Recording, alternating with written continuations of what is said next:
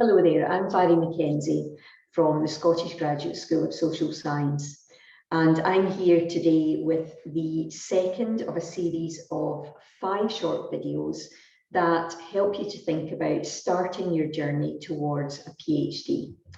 Now, this video is going to focus on answering the question, what is a social science PhD?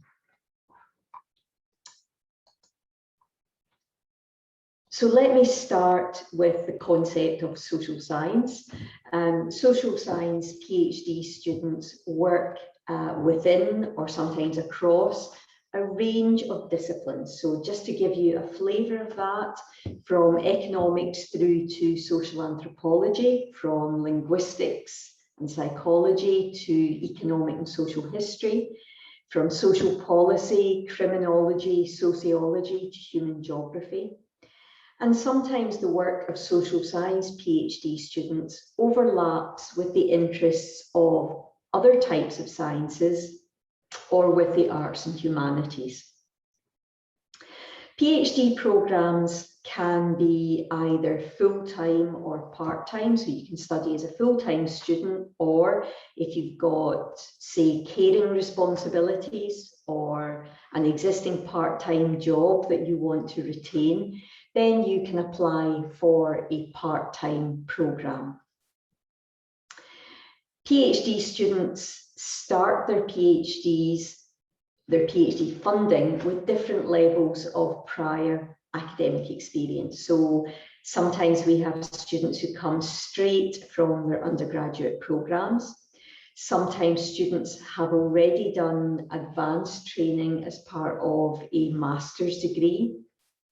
And sometimes students come back to academic study, to a PhD, after being away from study for long periods of time, perhaps because they've had caring responsibilities, or again, because they have been working outside academia.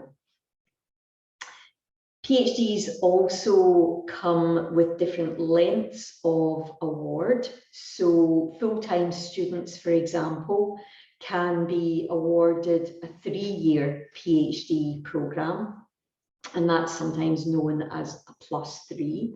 And that's where students start the PhD work straight away.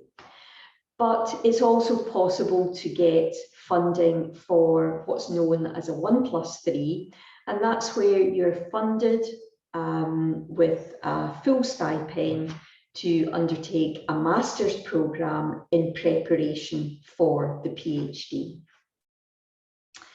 Funding for PhDs come from a range of different sources. So most universities have some form of scholarship scheme which will pay for a stipend and fees. Sometimes you have external organisations who will fund scholarships in the private sector, or even sometimes third sector organisations. A very small number of students will be in a position where they're able to self-fund the PhD, and that's no mean feat given the length of time that it takes to obtain a PhD. Some students are in a position where they're able to obtain employer funding if perhaps they're doing a study which is close to the interests of their employer. But many students within the UK obtain Research Council funding, and that's the kind of funding that's available through the Scottish Graduate School. I want to highlight also 2 different types of ways to apply for a research for a studentship. One is where you, as an applicant, develop your own research proposal, usually with quite a bit of support from a supervisor, but the research proposal comes from you as the student applicant.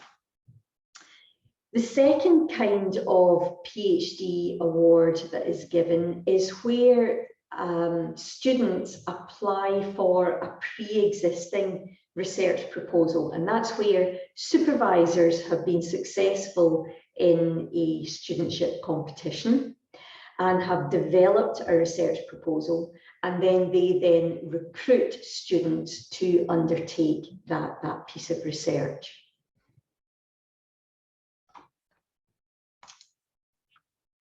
So, what is a social science PhD? Well, it is, to encapsulate it in a few words, it's a programme of independent and original research, usually addressing a question of societal or economic concern.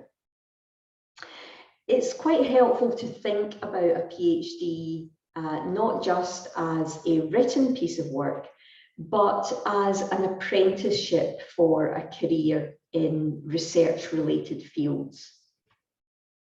But the PhD thesis itself usually takes about 3 years to produce and results in a product of around 70 to 100,000 words.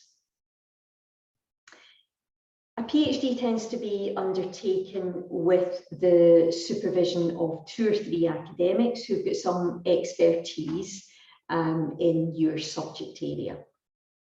It can also include involvement of an expert from out with academia. So it might be somebody from a third sector organisation or a private sector body with particular interest in your research proposal. It entails the development of formal and informal advanced methods and disciplinary specific skills, but it also involves the development of a range of generic skills that will enable you to shape your future career choices, both within universities, but also outside of academia. I think it's fair to say that a PhD requires hard work. It requires critical and creative thinking. It requires really good communication skills and the ability to talk to a range of different kinds of stakeholders, again, both within universities, but also outside.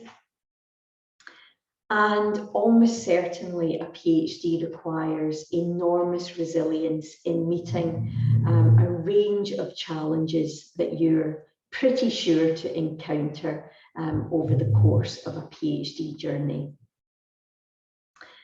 I would say that it is mostly a very rewarding enterprise, but when you get to the end of the PhD journey, it will mark one of your greatest achievements. Thank you.